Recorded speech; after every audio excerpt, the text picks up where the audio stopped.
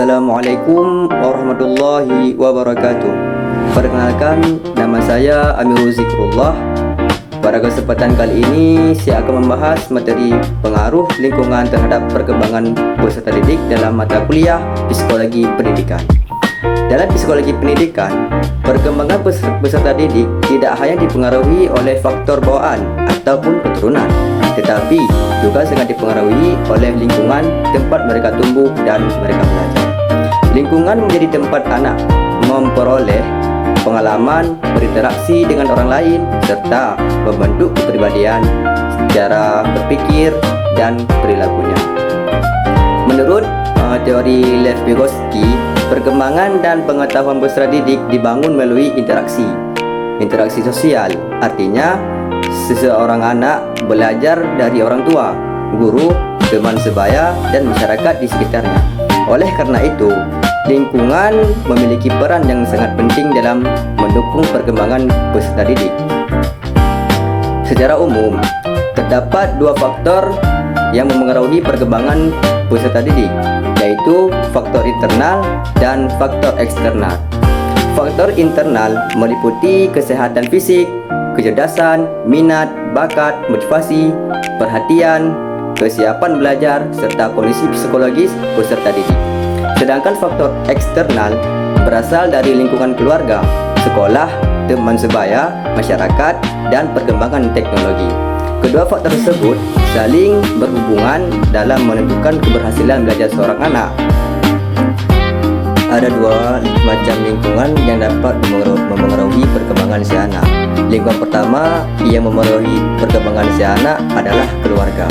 Keluarga merupakan tempat pertama anak memperoleh pendidikan.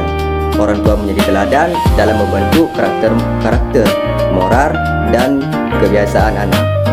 Keluarga yang penuh kasih sayang, komunikasi yang baik, serta memberikan dukungan akan membantu perkembangan emosional si anak, sosial si anak, dan intelektual si anak.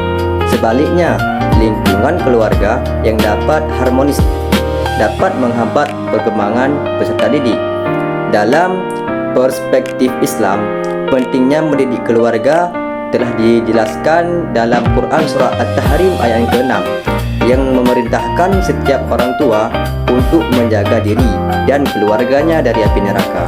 Ayat ini menunjukkan bahwa keluarga memiliki tanggung jawab besar dalam mendidik anak agar memiliki akhlak yang baik serta kepribadian yang mulia. Lingkungan kedua adalah sekolah. Sekolah merupakan tempat pendidikan formal yang membantu peserta didik mengembangkan kemampuan akademik, kedisiplinan, dan keterampilan sosial. Guru memiliki peran penting sebagai pendidik, pembimbing, motivator, teladan. Sekolah yang memiliki budaya positif, proses pembelajaran yang efektif, serta hubungan yang baik antara guru dan siswa. Hubungan baik antara guru dan siswa akan membantu peserta didik mencapai potensi terbaiknya. Selanjutnya adalah teman. Teman yang sebaya dan masyarakat.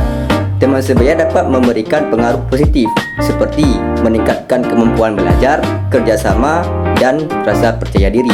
Namun, teman sebaya juga dapat memberikan pengaruh negatif apabila mengajak pada perilaku yang menyimpang. Selain itu, masyarakat yang aman, religius, dan peduli terhadap pendidikan akan membantu perkembangan moral dan sosial peserta didik. Di era digital saat ini, teknologi juga menjadi bagian dari lingkungan. Teknologi ini juga menjadi bagian dari lingkungan peserta didik. Teknologi memberikan banyak manfaat seperti memudahkan akses informasi, meningkatkan kreativitas, dan mendukung proses pembelajaran. Akan tetapi, penggunaan teknologi yang berlebihan pengawasan dapat menyebabkan kecanduan gawai. Menurutnya, kemampuannya bersosialisasi serta mengganggu perkembangan emosi dan konsentrasi belajar. Oleh sebab itu, penggunaan teknologi harus dilakukan secara bijaksana dan seimbang. Sebagai calon pendidik, kita perlu menciptakan lingkungan belajar yang aman, nyaman, inklusif, dan menyenangkan. Kerjasama antara sekolah, keluarga, masyarakat, dan pemanfaatan teknologi secara bijak akan membantu peserta didik berkembang secara optimal. baik dari aspek intelektual, emosional, sosial, maupun karakter. Jadi, kesimpulan yang dapat kita ambil, lingkungan memiliki peran yang sangat besar dalam perkembangan peserta didik. Lingkungan keluarga, sekolah, teman sebaya, masyarakat, dan teknologi dapat memberikan dampak positif maupun negatif.